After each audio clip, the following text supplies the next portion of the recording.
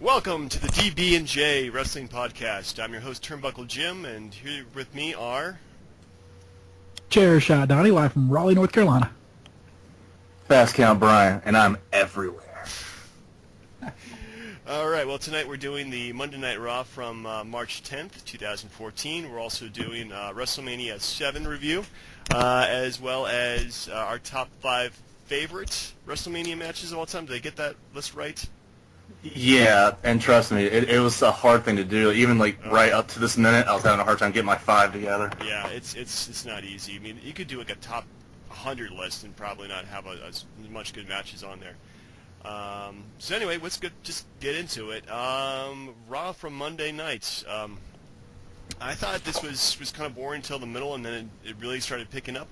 We'll start out with the beginning, which was the Hulk Hogan, John Cena, Bray Wyatt segment. Brian, what were your thoughts on that? You know, it served a really good purpose because I mean, who else is better to say or bring up the Andre the Giant Battle Royal than Hogan himself? But to tell you the truth, like the whole Cena thing, like he basically just runs down Bray Wyatt, and then 2 seconds later he's like, "Oh, I want a match with you at WrestleMania." Like, you know, I thought that could have been handled a little better, but yeah. Other than that, it seemed. I mean, it was effective, and it led right into the match, which, if you're going to get Cena wrestling on the show, do it early. Donnie, what'd you think? Yeah, I mean, I'm pretty interested in this Andre Cup or trophy or whatever they're calling it. A 30-man battle royal at WrestleMania just sounds, it sounds crazy. It's crazy awesome. Yeah. So I'm excited for that. I really didn't even pay much attention to the Cena. Luke Harper, wasn't that the guy? I get him mixed up. No, it was Rowan. Eric Rowan. Yeah, Okay, I get him mixed up all the time.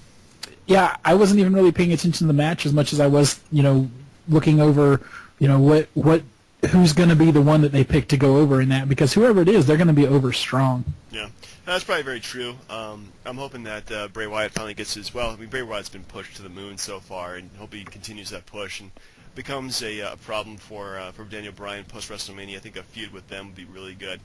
But I like the segment. I thought it was fun. Hulk Hogan didn't flub his lines. That's good. And I'm looking forward to the 30-man Andre the Giant Memorial Battle Royal. So that's good. Moving on. There was a Stephanie and Triple H promo. We'll skip over that. Let's go to the next match, which was the Usos versus Ryback. And I felt it was a very throwaway match. Donnie, what'd you think? Yeah, it was just forgettable. Even though the Usos are they're really good tag team champions, but it was a forgettable match. Yeah, Brian? I mean, it wasn't a complete throwaway, just because I think that, they wanted to make those guys look strong, and, yeah, I mean, they did a good job, but I feel so bad for those two guys, because they're starting to become jobbers to the stars as well, just tag team style, but I'm curious, with the Outlaws there on commentary, is it just going to be those two guys going for the belts at WrestleMania? I don't know yet. Yeah, I think that they would probably put the belts, keep the belts on the Usos, and I'm hoping for like tag team, tag team turmoil match or something like that. Oh yeah, definitely. But we'll see. They still have a few weeks to ruin it. So, speaking of ruining it, Big E versus defeated Jack Swagger. After Jack Swagger was distracted by Cesaro, and more tension between the two of them. What'd you think about it, Brian? To tell you the truth, like I said last week, it has to be building up towards a triple threat match at WrestleMania between those 3 guys, because otherwise it just seems like you're just wasting time blowing off the Real Americans for a later feud. Like, it seems like they're building up for that, and they're just putting Big E in there. For the match itself, again, I just didn't really care for it because we knew how it was going to end up. Yeah. Donnie, what'd you think? I mean, I thought Big E I think he's one of those guys that keeps getting better and better every week, and I like the chemistry that he has in the match, or he has in the ring with both Swagger and Cesaro. So I don't think it was a bad match. It's just sort of just building up to the inevitable. And I think we're going to end up with a 3-way dance at WrestleMania or sometime with all 3 of those going at it. Yeah, I think that's probably the best option to showcase all 3 that would do the 3-way match. So I'm hoping that's what they do. We'll have to see. Next up was a very lengthy Undertaker segment, interrupted by Paul Heyman. I thought this was good, but it just seemed kind of pointless. What'd you think about it, Donnie? It was a lot of talking. Well, more talking than I like in my Undertaker segments. No, I mean, it was okay. I know we're building towards Brock and Undertaker, and they've got to have screen time. I just wish there was more that they could do with the Undertaker in the meantime to build up for that match. Yeah, well, he's definitely not going to wrestle at all.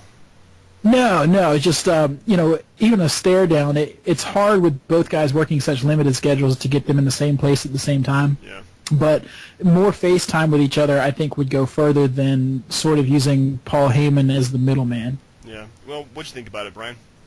I wish I knew the details about it, but you can't tell me it wouldn't cost that much extra to just give Lesnar a couple more dates, because you save him for this time of year. This is when he should be on there every week. But as far as The Undertaker is concerned, his promo was, I kept thinking, my 1995 again. It just seemed like the same shtick like the whole time through. Like, we get it. He's not worried about losing because he's the dead man, so he can't kill something that's already dead. So, I mean, it's just, without Lesnar there, I don't get a whole lot out of it. Yeah. Well, I really think that Undertaker's really kind of pushing it in terms of how long he's been going out there and defending this streak year after year. He really should have ended it last year, just retired, just, give it up. But if he wants to go down into blaze of glory, then, might as well do it with Brock Lesnar. Yeah, and I don't mind the streak going further. It's just they need to have a fresh approach to it, and it seems like this year is just not. It's just not. It doesn't seem new. Do you guys remember when they started doing started mentioning this streak? Like they finally realized that, hey, he's never been beaten at WrestleMania. We got to make a big deal out of this. I think that was right at WrestleMania 19 or 20, one of the two. Yeah, that seems about right. But if you go back and look at his older stuff, do you know why his older feuds were good? Because they didn't mention the streak. When it's all about the streak, it gets redundant. Right. Yeah. Anyway, moving on. I thought we had the best match of the evening, which was the Shield versus Rhodes Brothers. Shield being Rollins and Reigns, defeating them in a tag team match. I thought that this whole match was great. The Shield finally got a victory after losing for time after time. What do you think about it, Brian? I completely agree. I like the match. I like what it did for them. And if you saw before that, they had that little segment with Kane, and he was trying to give them a chance to redeem themselves, or basically put them out the pasture. And they showed that they could do a good job. But the thing that got me the most was on commentary, how JBL just kept just riding Ambrose about not defending the U.S. title. I was like, come on, man. But overall, the match itself, I liked it. Good. Donnie? Oh, yeah. Great tag match, and it just cements my belief that Seth Rollins and Cody Rhodes are the man individually. But, yeah, it's awesome. All the way around, that was a solid match. I like what they're doing with the Wyatts, where it's like a will they or won't they. You mean the Shield? The Shields, I'm sorry. Yeah. You got your three-man heel teams mixed up there, boy. Yeah. I mean, the Shield. Yeah. I mean, will they or won't they? Are they going to break up? Does the WWE even know at this point what they're going to do with them? I do think they do, and I think we're headed towards a big split. And I'm just waiting for them to pull that trigger because I'm hoping it's before WrestleMania. I don't know that it will be, though. As closer we get and the more they're kind of getting back together, breaking up, getting back together, I'm wondering if the split won't happen at WrestleMania as opposed to right before and then having a match at WrestleMania. Yeah. Yeah, that's a good point. They really are kind of confusing me, too, in terms of whether they're going to break them up. We'll have to see. But yeah, I'll give that match that was an awesome 5-star match for free TV, so it's pretty good. For the purposes of time constraints, we're skipping the Divas tag match. Yep. Moving on to, I thought one of the best segments they have done in the entire year. The Daniel Bryan Occupy Raw segment. I thought this thing was top to bottom awesome, and had the crowd in it the entire time. What'd you think about it, Donnie?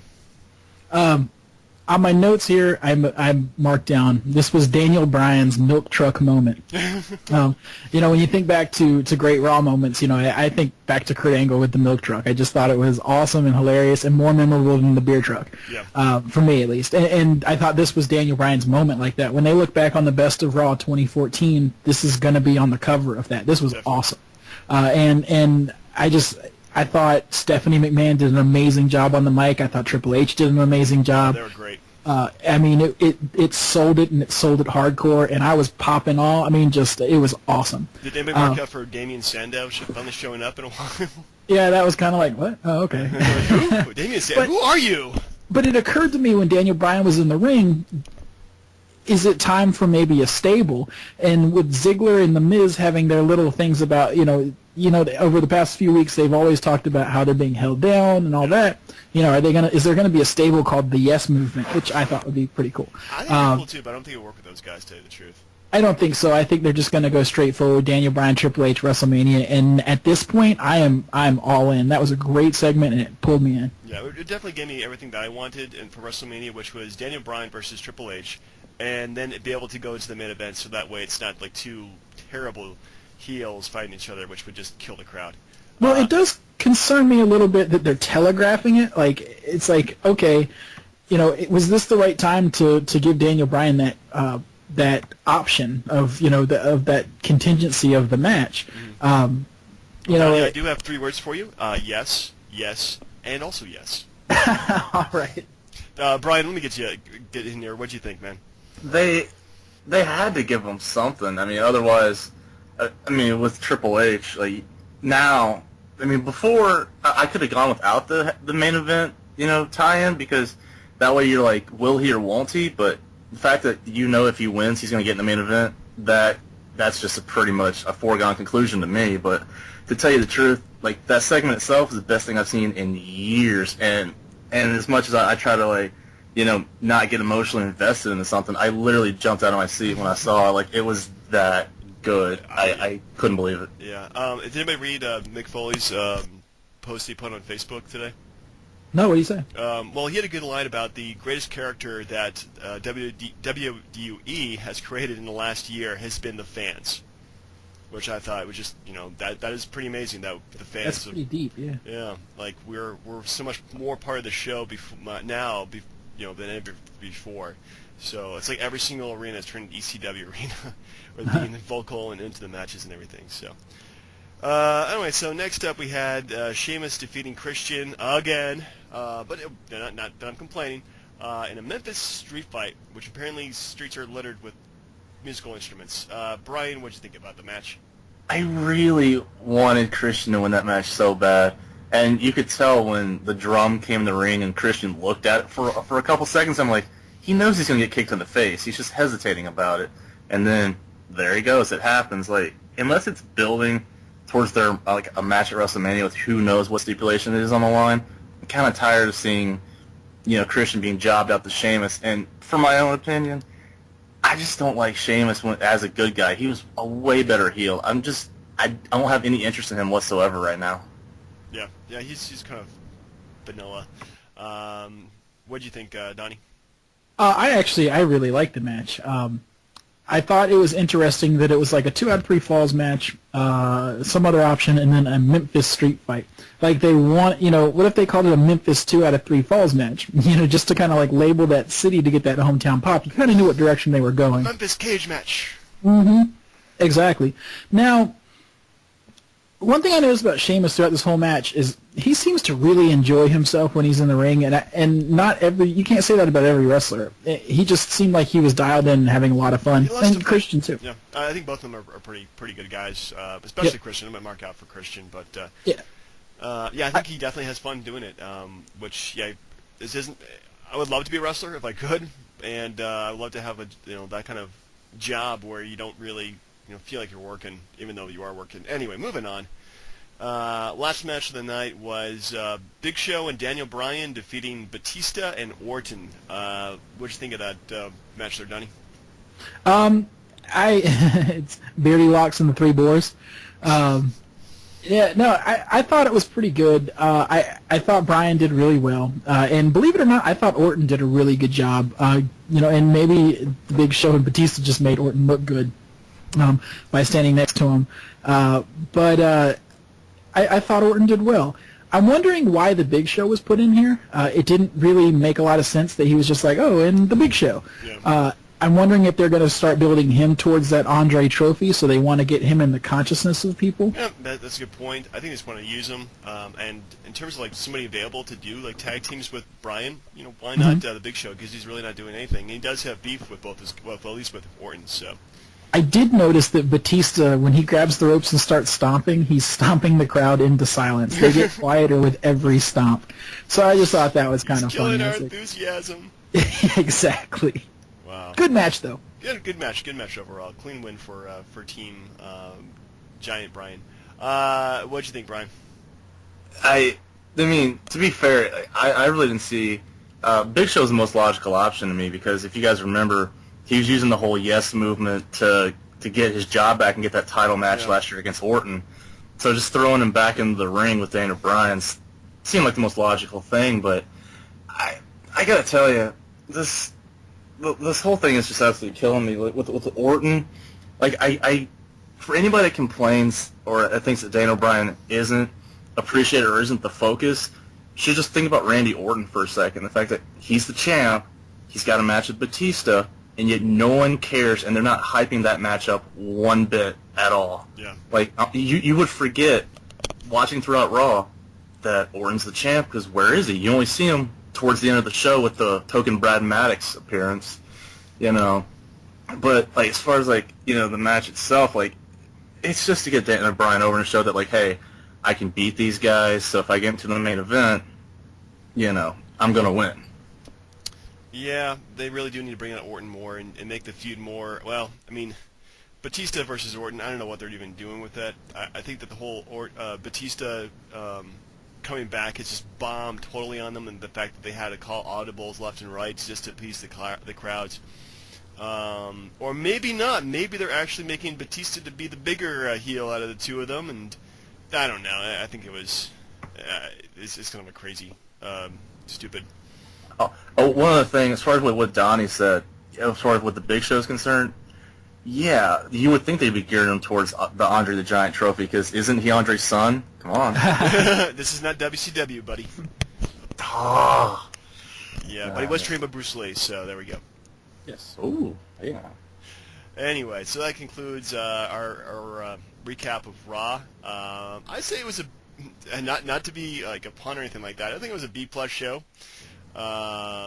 I think it had enough. I mean, especially the Daniel Bryan segment was great, but overall, I think there's a lot of just mediocre stuff around it too. It just kind of they're moving the pace along to get to WrestleMania. What'd you think, Brian? Again, I agree with you. There wasn't as many down spots as I would have thought. So to tell you the truth, I liked it. So yeah, B+ for me. Donnie? I really thought it was. I'm going to give it the A-. I thought we had a great Raw moment with the Yes Movement, and we had a couple of really good tag team matches. A great match with Sheamus and Christian. The Divas match and everything kind of was blah, but then they announced the Andre Trophy. I was digging it. I give it an A-. All right, well, that pretty much, I guess we're all kind of agreeing how Raw stands for the most part. We move on to our review of WrestleMania 7, which is Brian's choice for our review. Brian, take it away. I was looking through ones, like I said, we're doing 1 through 10, and you could have gone with the obvious ones like WrestleMania 3 or even WrestleMania 6 with Hogan and Warrior, but 7 stood out for a lot of reasons. And let's not forget for the fact that they originally announced it for the LA Sports Coliseum, but they had to move it to the sports arena. Now they said, I don't know for sure if this is because of low ticket sales. They said it was because of the whole Slaughter gimmick and that there was like bomb threats on Slaughter and the whole WWF, but by that point I thought the character was pretty much dead, so that point was mute to me.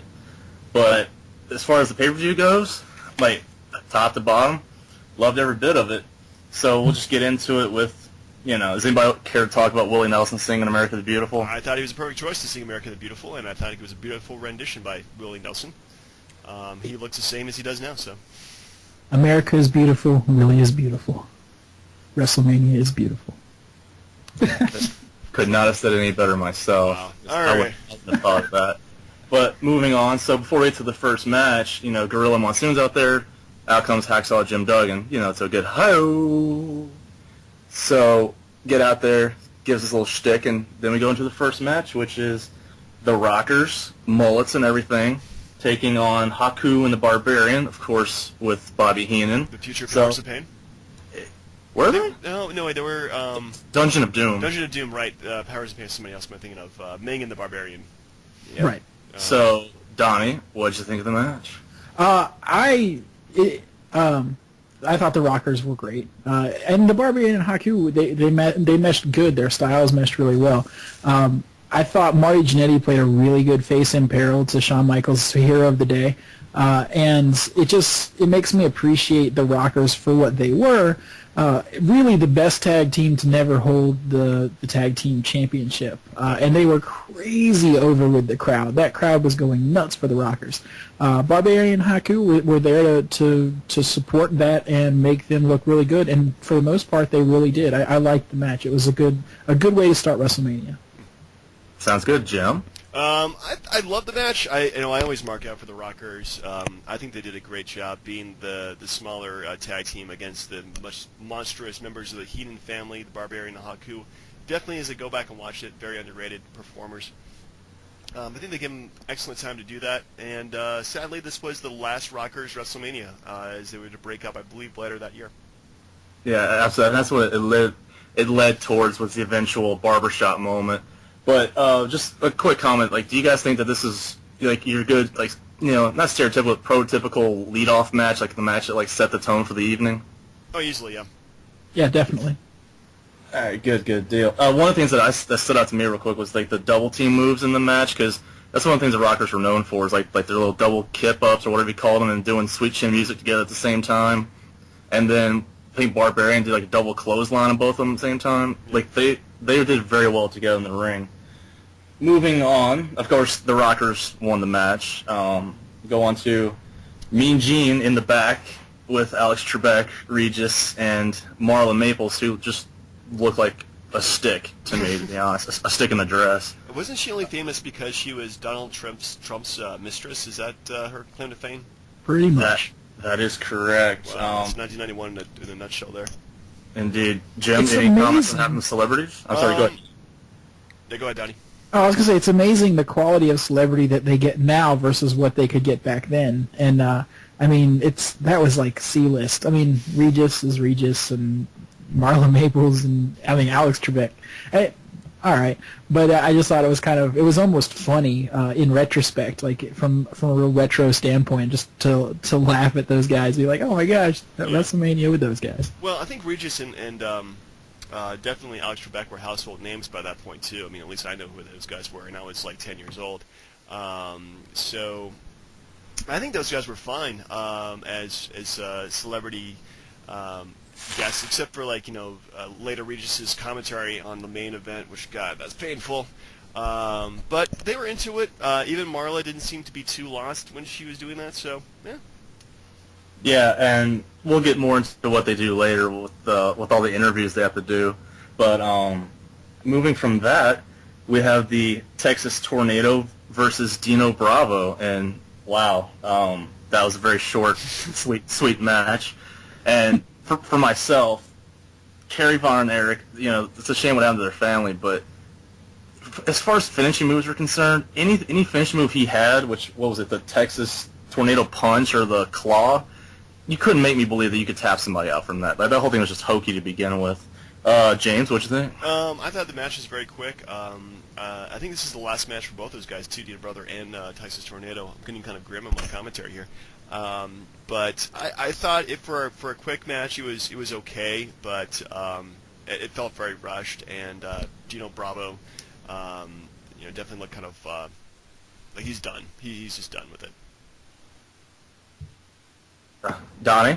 Yeah, Dino Bravo's finishing move being the side suplex just kind of took me back to the days of, wrestling having very basic moves for finishers. I the match was really, really fast, and it was sort of like it ended so quick. It was like, oh, and there's the tornado punch, and it's over. Yeah, it's gone. So yeah, it was what it was. It was forgettable and a good way to move the Rockers onto the British Bulldog matchup filler. Yeah, one of the things to keep in mind, I don't know if you guys were keeping tabs on this, but how many times the managers came out, especially for Jimmy Hart, because he had an outfit for every guy that he managed that came out that night. That's like, and he had his little Dino Bravo outfit, which looked ridiculous, but then again, they all looked ridiculous. It's wrestling, man. That's that whole point. R.I.P. to both of these guys, though. Yeah, very sad. So we go from that to the British Bulldog with his own Bulldog. I don't even know the name of the damn Winston! dog. Thank you. Point for Jim there. Versus the Warlord with his Jive Soul Bro, the manager Slick. Oh, Davey boy! Such a bad interview, but Donnie, what'd you think? I love the British Bulldog, and the Warlord was always pretty cool to me. But 8 minutes and 15 seconds of the Warlord was a lot of time.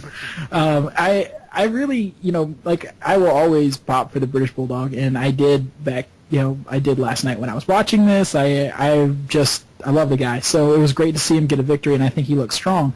The Warlord was kind of weird to me. Like, he wasn't a bad wrestler, but he wasn't a very good one either. His moveset was very, very basic. And I just, this was a good match to showcase Bulldog as, the comeback kid having a huge victory, and I liked it. In an otherwise, like, patriotic USA all night sort of WrestleMania, it was nice to see the British Bulldog kind of, rep Britain. Exactly. And another thing to keep in mind is if you pay attention to the interview, one thing I got out of it with Warlord was like he had like a Phantom of the Opera type mask going on, and like that little goofy stick with a W on the top. Like they could have done without that. But Jim, your thoughts on the match? I thought it was the Battle of the Back Knee.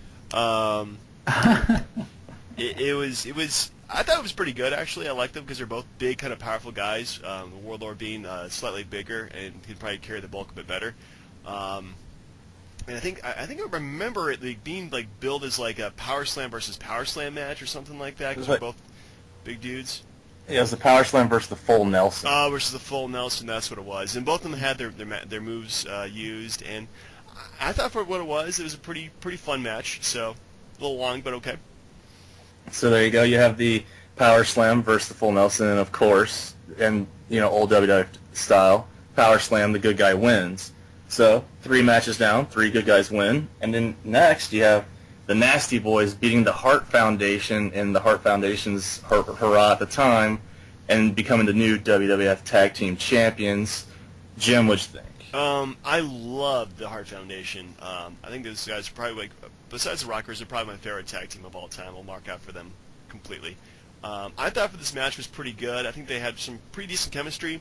The Nasty Boys, they had some very basic moveset for brawlers. Hart Foundation, they were a tag team, like technicians. So definitely different styles. Overall, I thought they worked out pretty well in terms of how they presented the match. And the ending was kind of a shocker, but I guess you had to move the belts off the Hart Foundation so they can break up. So I thought it was pretty good, actually. I liked it. Agreed. I like that. Donnie, what did you think?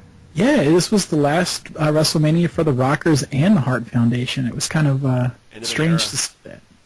But yeah, this match was one of, I think, my top 3 matches of the night. I really liked it, and I thought that Brett especially really made the Nasty Boys look good given their limitations. This is probably my favorite Nasty Boys match of all time.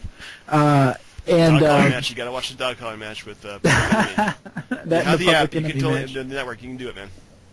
Yeah. Yeah. Well, I like the right team went over because it was time to split up the Hart Foundation, and good for the Nasty Boys. I actually had forgot they were actually ever the champions. So good for them. I didn't remember that. Don't blame me for forgetting that because they kept the belts until SummerSlam, and then they got steamhoused by the Legion of Doom. So they didn't have it for too terribly long. And another thing, you want a good Nasty Boys match? They had a match in '93 on WCW against Cactus Jack and Max Payne, like a street fight. So good. It's definitely worth looking up. But okay. And then again, another Jimmy Hart appearance. We go from that to, I think this was a wrestle crap worthy, and by that I mean it literally was in the book. The blindfold match of Rick Martel versus Jake the Snake. Of course, Jake winning by feeling around for like 5 or 6 minutes, and then, oh, hey, DDT. Donnie, what you think? I know that Wrestle Crap hates it, and I know that it's looked at back as a joke, but if you watch the match just based on the crowd, if there was no crowd, the match would have been awful. But that crowd made that match. And I actually found myself laughing and being into it. I thought it was pretty creative. It's a good thing they only did it once because it's sort of a one-trick pony. But given the situation, the psychology that Rick Martel and Jake Roberts both used, now you have to understand that Rick Martel and Jake Roberts are also they're top 10 guys. I love both of them, it was I liked the match. I believe it or not, it kept me entertained the entire time. I'm glad that didn't become a regular thing, but as a one-off, awesome. Agree. Jim, what's that? Considering those guys have been feuding for a better part of almost a year at this point, this is Wrestle Crap or not, I thought this was a great feud ender for them because they had them blindfolded and the crowd was super into it. Granted, the match itself was kind of boring because it was just them fumbling around the ring a bit, and there wasn't actually like that much wrestling or even contact for the most part. But I think the tension was, whether or not they would actually, find each other and actually, do moves on each other. So, ultimately, I liked it. I think it was a good match.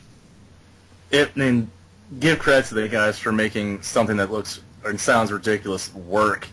And, it had to go down that route because of the whole, Martel spraying his arrogance, cologne into Jake's eyes a while back. So, it made sense going into the whole blindfold I love match. the contacts that Jake Roberts was wearing with the one being all opaque and the other one being all bloodshot and everything like that. That was kind of cool.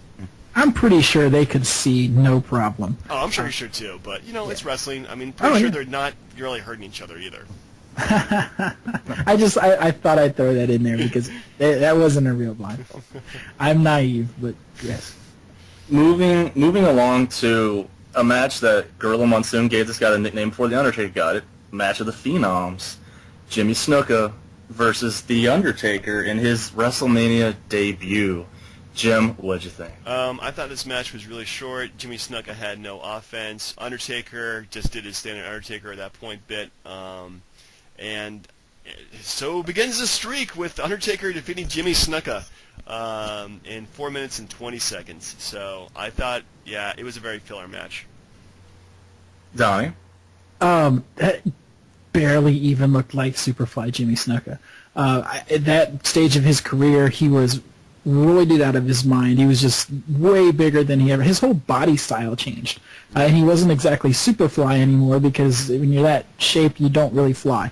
So I like the fact that they just let Undertaker go over strong because Snuka was already way past his prime. Like I said, he was barely recognizable, and the legend begins. Maybe it's just me, but I couldn't look at Undertaker thinking, "Holy crap!" He has his red hair was just beaming. It was ridiculous. Yeah, he was freaking Sheamus at that point. Yeah, and to the point about being Superfly being roided up, I didn't even think about it at first, but when you look at him, it made sense, especially when he tried to do that jump off the top rope and ended up going to a botched tombstone attempt. Probably because he was too top heavy. But so Undertaker wins. And 1-0. We'll see where that goes. After that, we're into the middle of the card, and we have the Ultimate Warrior beating Randy Savage in a retirement match that had Sensational Sherry interfering. You had the whole segment with Elizabeth at the end. And I'm excluding myself from this because, spoiler alert, it's in my top 5. So just for time constraints, we'll just go with you two. Donnie, what you think? I thought this match was beautiful. It was just it was like poetry. Even the Ultimate Warrior coming down to the ring without running. Now, I personally think that's because Randy Savage demanded he not be blown up by the time they lock arms. But it felt serious. And even though I knew the result, I knew what happened, it just took me into that moment. And the whole love story of, Elizabeth. Now, I wish they hadn't appointed Elizabeth out before the match. If they had have saved that until the very end, I think the payoff would have been way more. But it was just really a really nice moment and one of the heartfelt moments in wrestling. And there's not a lot of those. But the love story of Randy Savage and Elizabeth at that time is something that is just really special to me, and I really enjoyed the match because of it. Jim? Yeah, this match, this really kind of feels like the first time they did like a really featured match in the middle of the card with two guys, and it's not a gimmick match, but they're fighting for something as important as their own freaking careers. Yeah, I forgot how vicious and emotional this match was, really. I mean, the part that really got me was when Savage goes up and does his off-the-top rope elbow drop, not once, not twice, not thrice, but 5 times. I don't think I've ever seen something like that before. They do his finishing move 5 times just to put the guy out, and then Ultimate Warrior does his finishing move on the back body slash on Savage, and he can't pin him, and he's just like looking up the sky and wonder why the gods have failed him, and oh my goodness, this whole match was just insane. They really wrestled like their careers were on the line, and wow.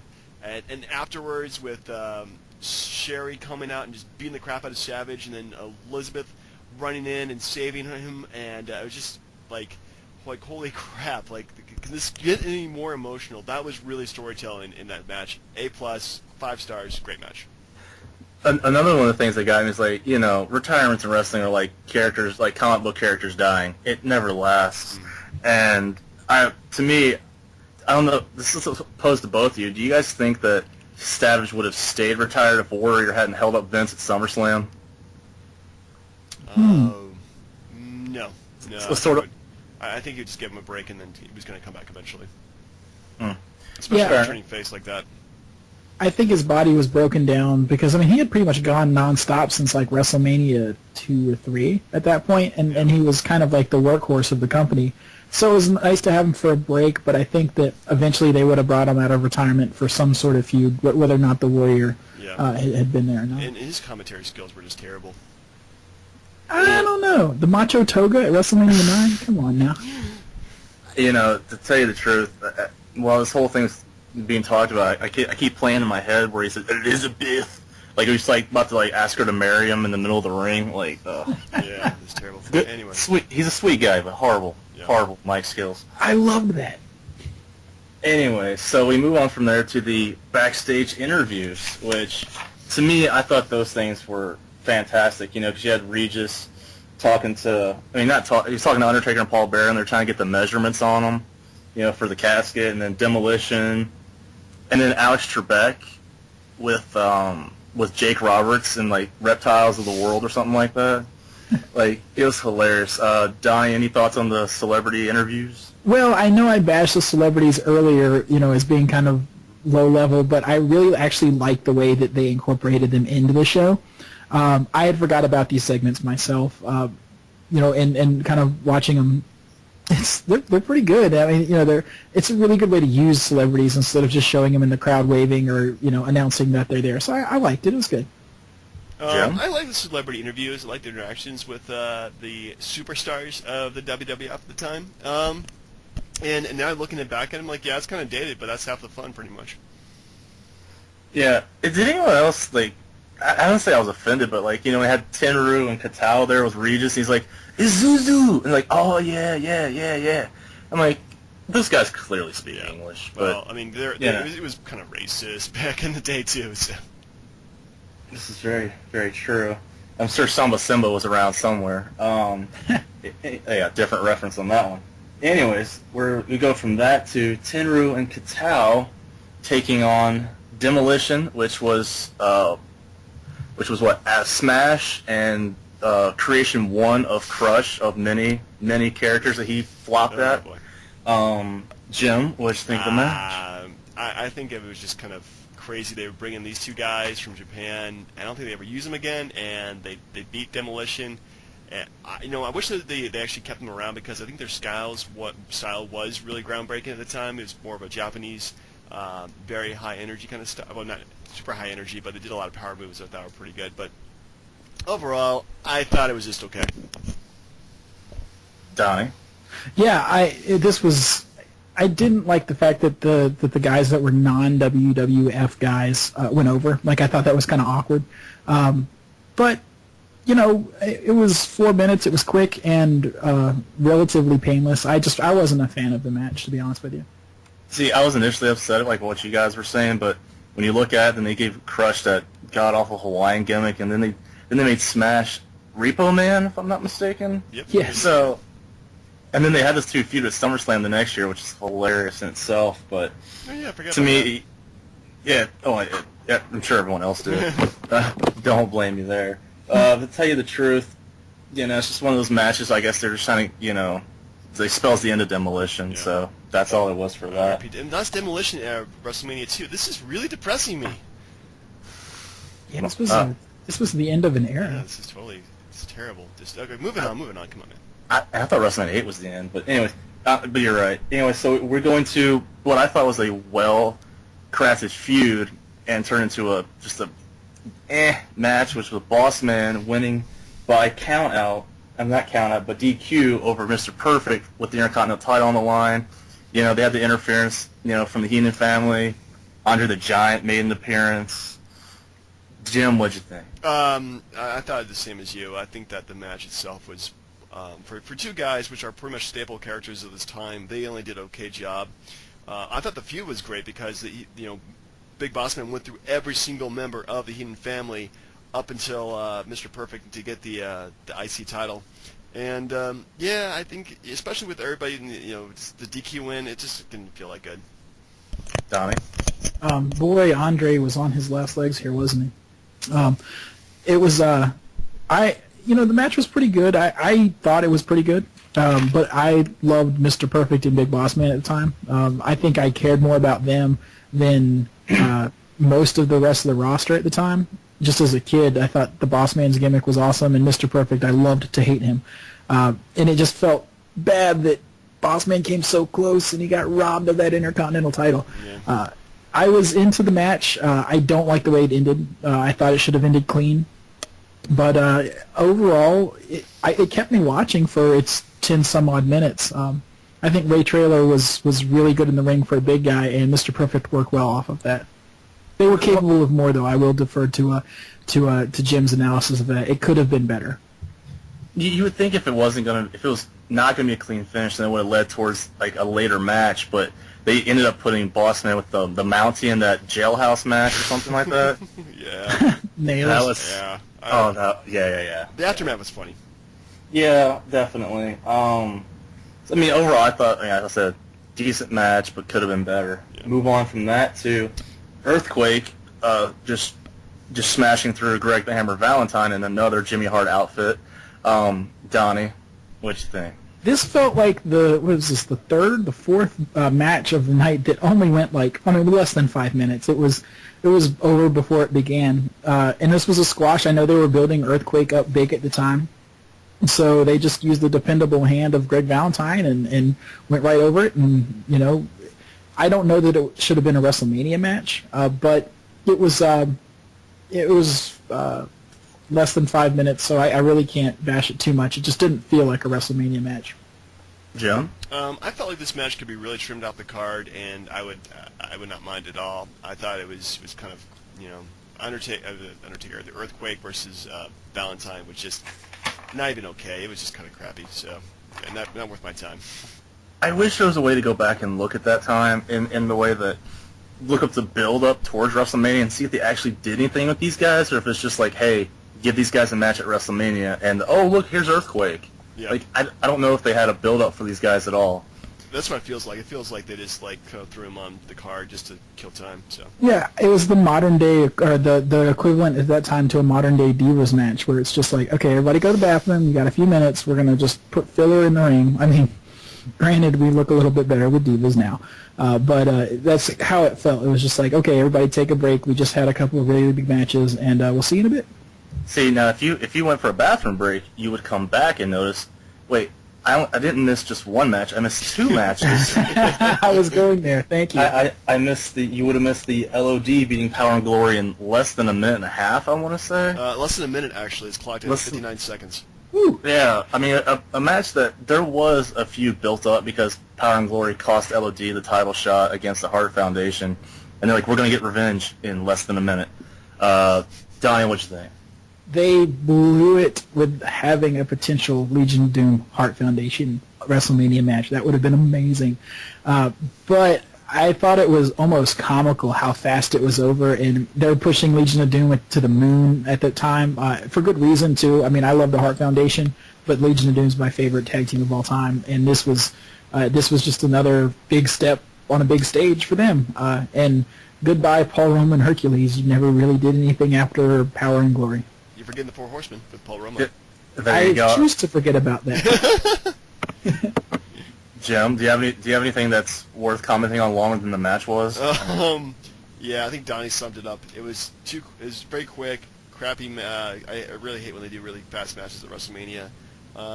They had a few going in, but didn't use it. So it was, again, short match, not worth my time.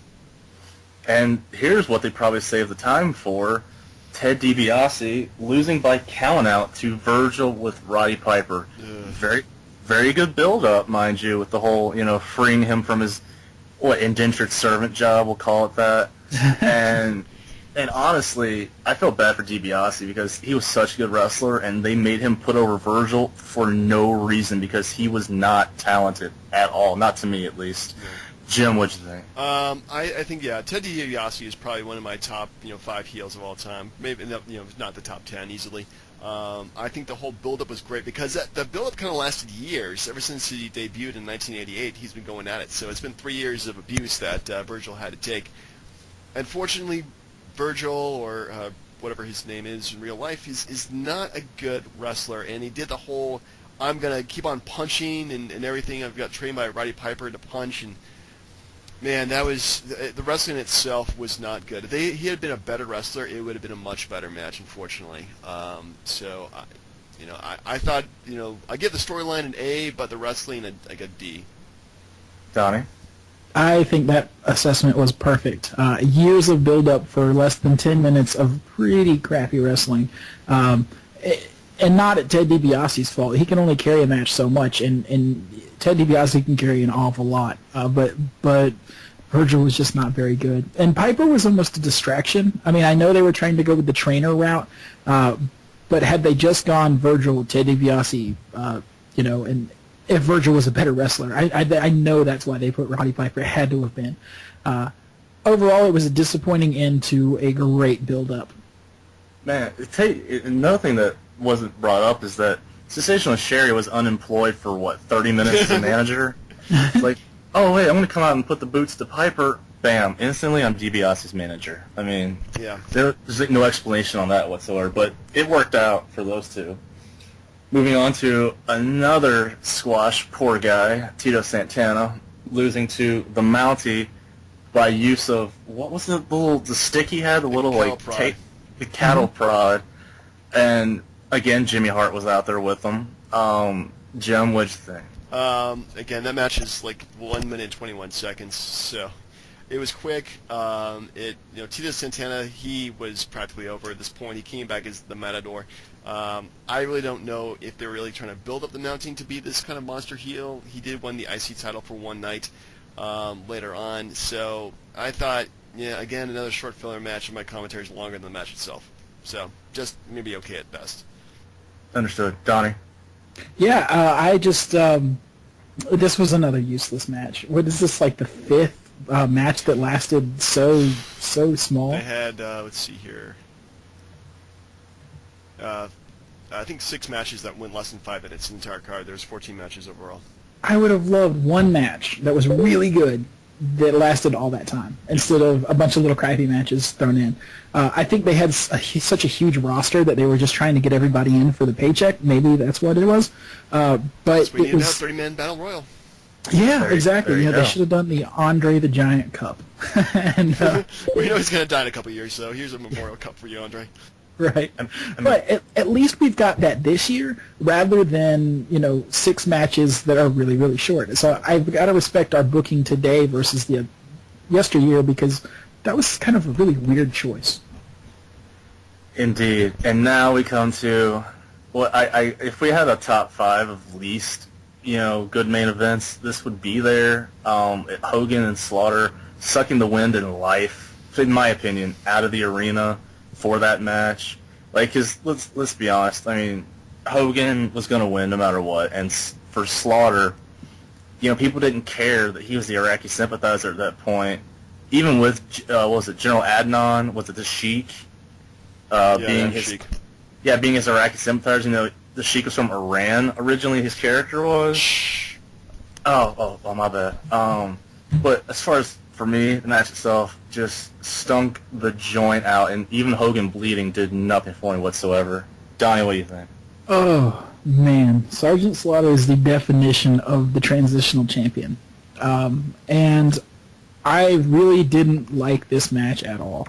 I never thought Sergeant Slaughter was very good in the ring. Believe it or not, I've went back and looked at some of his older matches against Pat Patterson, and he's always limited. Maybe it's because he's from that era, but he just is hard to watch.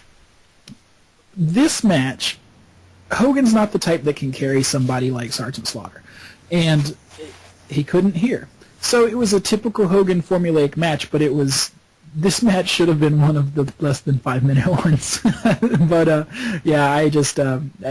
it was a stinker of a match and kind of crappy way to end the evening. I almost wish they had have ended with Warrior Savage. Agreed, Jim. Oh, man, the whole storyline with Sergeant Slaughter becoming an Iraqi sympathizer was really exploiting, what was going on with the Middle East at this time. In retrospect, I think it was probably the dumbest thing they could have done to exploit the Gulf War, because Vince McMahon would do anything to exploit the Gulf War anyway. The heat died the moment that the Iraqis surrendered in the desert, and that was like 2 months before at this point. So, the whole match itself, Sergeant Slaughter is like 43 at this point. He's gassed. He can't do very much. There's a lot of rest holds. Hulk Hogan, he's definitely not wrestling somebody who could carry him like an Ultimate Warrior or a Savage. So he looked boring. At this point, it really just kind of killed the whole entire crowd. And I'm kind of surprised they kept this feud on for till SummerSlam. I mean, come on. See, and just super quick for me with this whole thing, you look at it, and was considering how the crowd didn't care at that point. What they could have done, in my opinion, is that you should have kept the belt on Warrior, had him fight Hogan in a rematch, and then had Hacksaw Jim Duggan fight Slaughter in some America-Iraqi match, and it would have done the same thing. It would have stunk the joint out earlier, and you could have had Hogan and Warrior do a whole different type of match. But that's just for me. For myself, I give it about a C+, B- for as far as an overall WrestleMania, and that's just because of Savage Warrior. The rest of the whole card, pretty much, with the exception of Nasty Boys Heart Foundation, I would have forgotten about it unless I watched it again. Yeah. Jim? I thought it had a very hard start with the Rockers. I love them versus the Barbarian and Haku. I can't remember their name from WCW. They had a very distinctive name. I'll look it up later. Were they the Faces of Fear? Faces of Fear, that's what they were, with the Dungeon of Doom. Man, there's a lot of name changes there. I think that was good. British Bulldog, Warlord was good. Nasty Boys versus Heart Foundation was good. Jake Roberts and Rick Martel was pretty decent. Ultimate Warrior and Randy Savage was just phenomenal. Highlight of the night. But the rest of it really stunk. A lot of quick matches. I get with, B- at best, I think, overall. Donnie? Yeah, I give it a C+. There's a lot of could-have beens in this thing. When you think about Bossman and Perfect, when you think about Virgil versus Ted DiBiase, this could have been so awesome with so many huge feuds going on. And instead, we got a bunch of really quick matches, an amazing, amazing Warrior Savage match, and then a super disappointing, boring end. So I give it a C+. There we go, and that, ladies and gentlemen, was WrestleMania 7. It's sort of sandwiched between two other good ones, WrestleMania 6 and WrestleMania 8, but there's your WrestleMania 7. Moving on to top 5 WrestleMania matches. Now, this is just for our own favorites because obviously there's like Steamboat Savage, and then you got, Kurt Angle, Shawn Michaels, just for instance, or Shawn Michaels, Undertaker, WrestleMania 25, that kind of deal. But it's just about your favorite matches and why you liked them. And I'll start at my number 5. I had CM Punk and Chris Jericho from WrestleMania 28. They brought Jericho back. There wasn't any real doubt that Punk was going to lose the belt. I knew he was going to win, but just like that, they gave those two guys a chance to like really put their skills to the test, and they showed it. Like, I could watch that match over and over again. Like, it's just that good. They put on a wrestling clinic, and the whole backstory with Jericho talking all that mess about the issues that Punk's families have with alcoholism, and accusing him of being a bastard. Like, this is kind of serious stuff that he was talking about. So, like, the feud itself was good, and I just loved the match for myself. Thoughts, anyone, or do you want to jump to your number 5, Donnie? Yeah, my number 5 was Shawn Michaels versus Undertaker Part 2. It didn't quite capture the magic of the first one, but had the first one not been so good, this match would have been still hailed as a classic. So much chemistry between those two, and I think a lot of it is a testament to how long their careers went and how experienced they were with each other, how many times they had fought leading up to it. And just the ending was great, with this being, HBK's swan song. And I can think of nobody else that I'd rather have ended his career than something like this at that big of a stage in that sort of moment. So this is definitely my number 5. It had to be in the list because this match is just, it blows me away. It's not the greatest of their encounters, but it's certainly close. Well, that kind of foreshadows what one of your other picks is going to be. Yeah. Maybe. Jim, your number 5? My number 5 was actually Shawn Michaels. This is a theme here, versus Chris Jericho from WrestleMania 19. Remember, those guys tore the house down, and this is when Shawn Michaels had just come back that previous summer. Seeing him versus Chris Jericho honestly was a dream match. These guys were at their peak, and just wrestled a beautiful, beautiful match. I really can't say too much more about it than that it was probably like one of the best Shawn Michaels matches of all time. Indeed. I have never seen that match, believe it or not. Really? What? I haven't seen your guys' matches either, so there's some catching up I need to do on the WWE Network.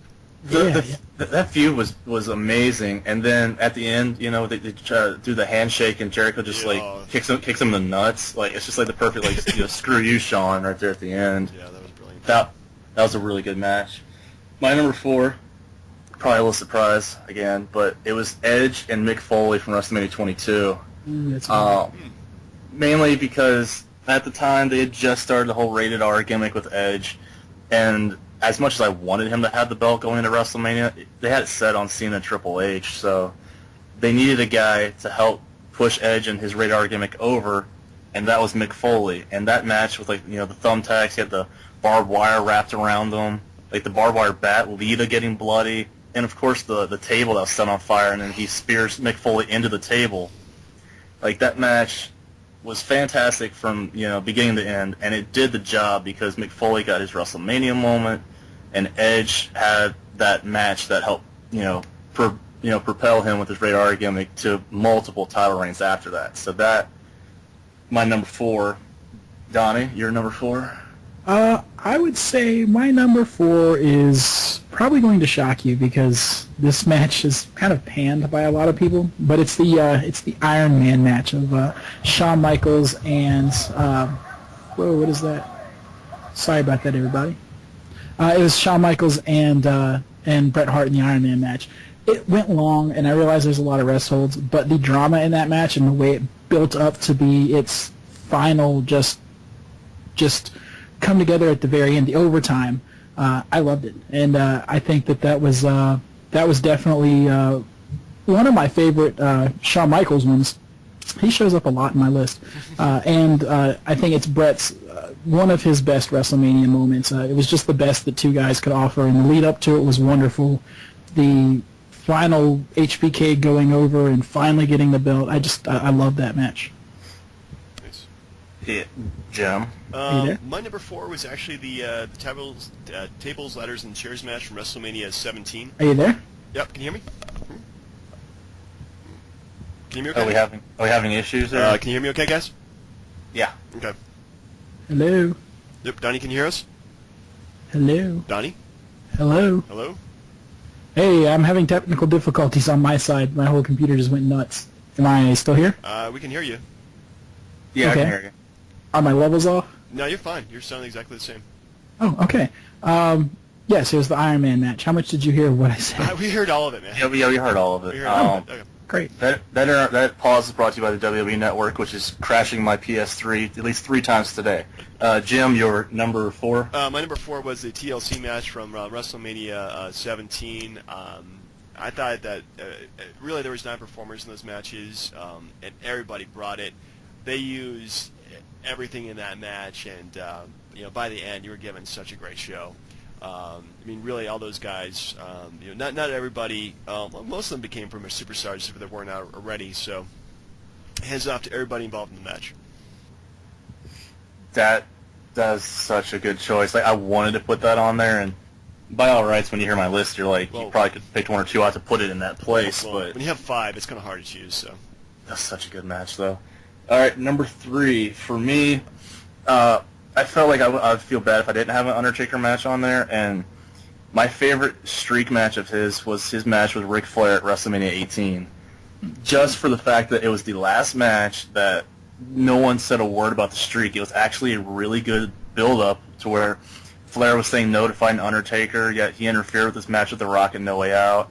Flair went and beat up Arn Anderson, bloodied up David Flair. The whole feud, and then the match itself, Undertaker was whooping his ass, and then Flair kept coming back with, the low blow, figure 4s. Arn Anderson coming in doing a spine buster. The crowd popped huge for that. That match itself, while, again, not one of, the highlighted matches of even WrestleMania 18, that was my favorite match of the night by far. I love that match. Donnie, your number 3? My number 3 is Hulk Hogan versus Ultimate Warrior, WrestleMania 6. And I know these guys had a terrible match at Halloween Havoc. Oh, God, don't remind me of that. I know. However, this match, as a kid, when it was out, it was larger than life. To me, it was bigger than Hogan Andre. And maybe it was because I was a little bit older than I was when Hogan Andre happened.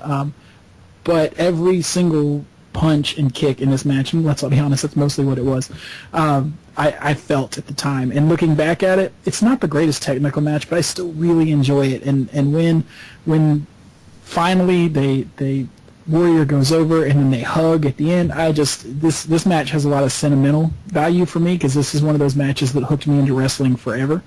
And I really, really love this match. It's 2 guys that are limited in the ring, but when you put them together, they work their butts off to create as good a match as they could have put on, in a really big one in WrestleMania history. Definitely. And to another point, it goes to give those guys credit, and by guys I mean just Savage and Hogan, because without those guys being as good as they were at the time, Warrior would not have looked as good as he did. So kudos to those guys, for sure. Yeah. Jim, your number 3? Well, speaking of Randy Savage, my number 3 was Macho Man versus Ricky Steamboat for WrestleMania 3. If you look at wrestling at that time, they were doing things that were light years ahead of anybody else. I mean, they're not small guys, but yeah, they can do a lot of technical moves, a lot of high flying moves. Freaking chain wrestling at that time when chain wrestling didn't happen. I mean, it was just an amazing match. Those guys really worked their butts off for it. Did a great show. Macho Man the next year wins the belt. Steamboat's nowhere to be found. It's a disgrace. Agreed. It's one of those 5-star matches that everyone still talks about today. Yeah, so considering that happened over 27 years ago, that's pretty good. Yeah, it still stands the test of time. It was probably just as good, if not better, than Andre, but it won't get that notoriety though. Yeah. I don't think. All right, number 2 for me was Stone Cold and Bret Hart from WrestleMania 13. Just everyone saw the rise of Austin coming, but at the time, like, you know, the whole Crybaby Bret Hart thing just came in, and the match itself was just red hot from beginning to end, like just fighting into the crowd, you know, just taking it to each other, Austin getting bloodied up, and him refusing to tap. That's what, you know, set him for, you know, the rise that he was going to get. And then it went and turned for Bret, of course, as that turned him into the Crybaby, redid the Hart Foundation, and then eventually the Screwjob in Montreal. But for me, that match, you could watch that over and over again, and still, even if you're if you're an Austin fan, you don't really feel like he lost that match. It was just that good. I love that match. Absolutely. Donnie, your number 2? It was the greatest match of Stone Cold's career, and it was the greatest match of Bret Hart's career. I'm going with the same exact match. That match just it is a testament to both of those guys' ability, to the Attitude Era, and just everything great about wrestling in one match. I thought it was just phenomenal. Well, you know, I had that as number 1 actually in mine as well. So I'm going to switch that with to be number 2 because the matches are pretty much interchangeable at this point. Yeah, I mean, there's the whole double turn between Bret Hart and Stone Cold doing a brawling yet technical fest, and Stone Cold, the ending is just so emotional. He's bleeding out, and you know, Hart wins, but yet he doesn't, and Stone Cold loses, yet he doesn't, and Stone Cold just becomes huge afterwards. So definitely a great match. Indeed. I'm glad we all agreed. Just because it was number 2 on our list does not mean the match itself was number 2. I mean, all these matches could be number 1s easily. So. Indeed. So again, no surprise. Number 1 for me was Warrior and Savage. Just for the fact that, I mean, I had no expectations on Warrior being any good in the ring at all. And if you looked at any matches that he was good in, it's because the other guys carried him, like Rick Rude or, you know, Savage, Hogan, you name it, even Flair when they had a brief thing. But like the match itself, like, again, and we discussed a lot of it earlier, but just the emotion of it, the fact that Warrior walked to the ring, the fact that like you just felt like, you know, like the seriousness of it, because neither guy was you know, backing down, and then the whole Elizabeth thing at the end, like, it was a good, decent match. Like, it went for a while, but I could watch it and never get, you know, pulled away to do something else. It's just that good. I love that match. Donnie, your number 1? WrestleMania 11, Bam Bam Bigelow versus Lawrence Taylor is the antithesis of my number 1. That match was awful. This match is amazing. It's Undertaker, it's HBK, it's their first encounter, and it's everything that wrestling should be. Perfectly booked. I remember watching this with my sister and my father, neither of whom are really into wrestling at all, but I took a DVD of this and I put it in and I made them watch it, and both of them were on the edge of their seats. This is a match that transcends the business. It's the greatest match of all time, and that's my opinion. You know, take it or leave it, but I don't think wrestling gets any better than that first HBK versus Undertaker match. Nice. Jim? Well, my number 1, which actually switched to number 2. But anyway, this could easily be number 1 too. Also, Shawn Michaels versus Razor Ramon ladder match in WrestleMania 10. Nice. That was, man, just not just the emotion, but the use of the ladder had never been done before into that degree in WWF at the time, and you know, he had Shawn Michaels as the villain and Razor Ramon as the kind of anti-hero face, and man, those guys, you know, they put on a show. I think this is everything that WrestleMania is, which having these big feature matches, which end feuds, and you do it with such a good gimmick that, you know, both those guys, you know, use that ladder perfectly. And it just kind of goes to show that you don't have to go over the top with the gimmicks to make them work really well when you have two guys wrestling it. So I think for me, oddly enough, you know, all the matches I picked were all undercard matches. I didn't pick any main events because, you know, those are really the matches that people really worked on. So I don't think that there have been Shawn Michaels versus Undertaker unless you had Shawn Michaels versus Razor Ramon years before. That's a really good choice. Donnie, one thing though, when you kept bringing up HBK, I'm terribly surprised you didn't bring up his match with Tatanka at WrestleMania 9. I have it on VHS tape, man. I go back to it every weekend. No, the El Matador match at WrestleMania 8. And Jim, no John Cena match? Come on. Yeah, what's up with that? John Cena, I don't think there's been a really great match he's ever done in WrestleMania that I've seen.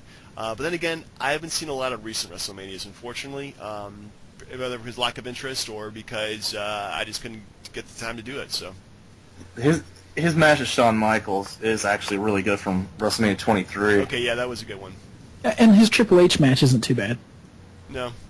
Yeah. It's like the two guys, Brian. Okay, I'm so sorry. And I wanted to put the HBK Kurt Angle match. I thought somebody would have put that on there. Yeah, I mean, that was good too. That's another one I've forgot never that seen. So, out of our list, how many Shawn Michaels matches are there that we have on here? Because I have 2. I had 3. Yeah. And I had a goose egg. Really? Mr. WrestleMania gets ignored. Well, It wasn't intentional, though. I wasn't trying to, put him to the side. I don't know. I like the other ones better. But, okay, is there a match that would have made your top 5, but you just couldn't squeeze it in?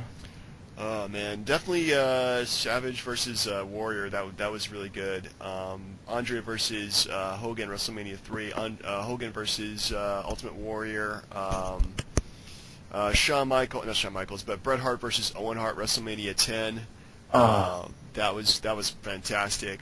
I was hung up on that one for a while myself. Yeah, and I'm pretty sure there's a lot of WrestleMania matches I have not seen that really deserve to be looked at as best matches, but for the past 10 years or so, my wrestling has been off and on, so I haven't really got around to watching a lot of...